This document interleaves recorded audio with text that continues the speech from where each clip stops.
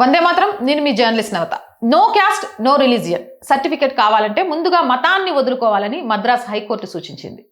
తనకు no caste no religion certificate జారీ చేయడానికి తిరుపత్తూర్ తహసీల్దార్ నిరాకరించడాన్ని సవాల్ చేస్తూ చెల్లా మాణిక్యం అనే వ్యక్తి దాఖలు చేసిన పిటిషన్పై హైకోర్టు ఇటీవల విచారణ చేపట్టింది.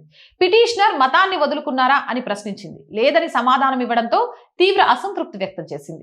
హిందూ ఆచారాల ప్రకారం పిటిషనర్ తన మతాన్ని వదులుకునే వరకు ఆయన అభ్యంతరణను అధికారులు పరిగణలోకి తీసుకోలేరని స్పష్టం చేసింది. మతాన్ని వదులుకున్నట్లు తెలిపే రుజువులు సమర్పించకుండా నో రిలీజియన్ సర్టిఫికేట్ ఎలా ఇస్తారని ప్రశ్నిస్తూ పిటిషనర్ ని కొట్టేసింది.